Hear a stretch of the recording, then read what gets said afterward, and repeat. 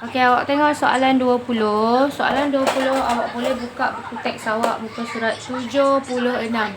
Okey, buka muka surat 76 dari buku teks. Awak salin je, lengkapkan jadual 3 daripada buku teks ini. Okey, ini adalah jenis dan ciri poligon.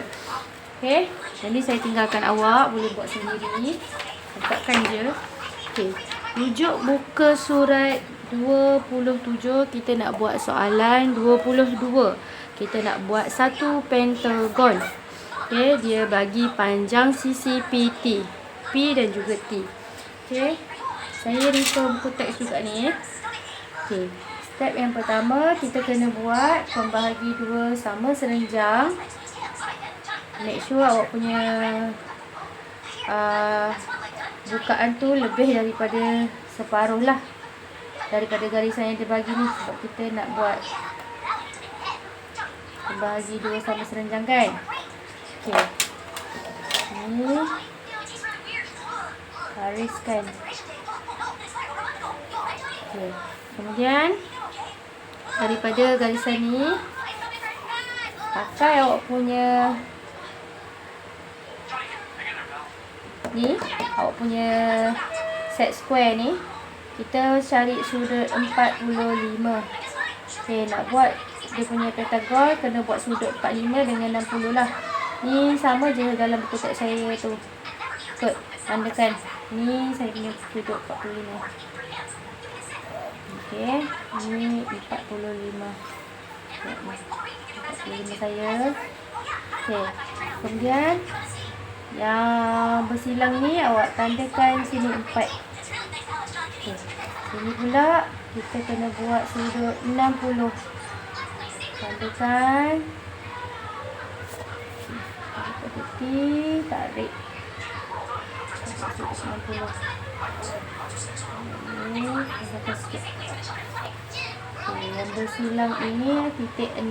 Tadi kita namakan titik 4, ini titik 6. 6 dengan 4 kita kena cari titik 5 pula. Kenapa kita kena cari titik 5? Sebab titik 5 adalah pusat bulatan. So sebenarnya kita tengah cari pusat bulatan ataupun ni saya punya ni kena tak? Cukup tak? Okey, okay, cukup. Okey, ni macam mana nak cari tengah dia? Kena buat ni lah. Bagi 2. Saya tadi juga bagi 2 sama serenjang.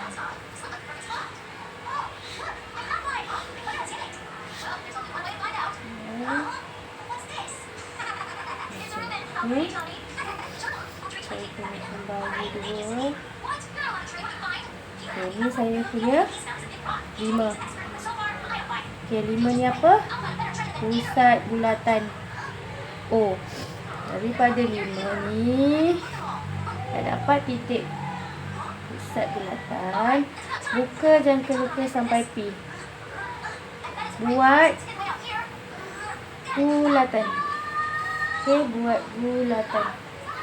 Make sure awak punya jangka lukis tu tak lari. Ketat. Baru boleh dapat ni pusat bulatan. Okey, dah sampai sini. Kita kena buat sisi lah. Kita nak buat sisi dia. Ambil ukuran PT. Okey, ambil ukuran PT. Ni PT. Letak dekat P, tanda. Letak dekat P, tanda. Ni pun sama, tanda. Okey, dah. PT punya ukuran tadi boleh jadi pentagon.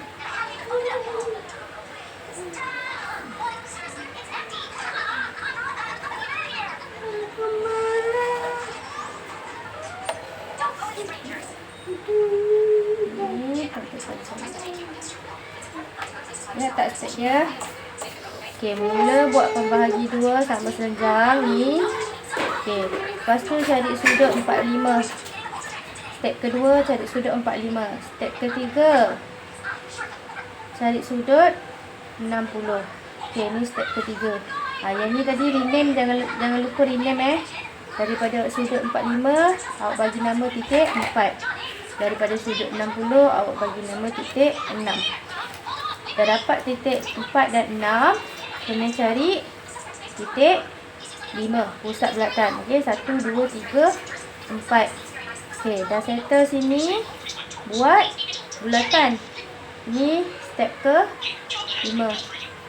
Dah buat bulatan, ambil ukuran PT, tandakan daripada P, lepas tu tandakan pula dekat P, dia punya sisi lah, baru jadi pentagon.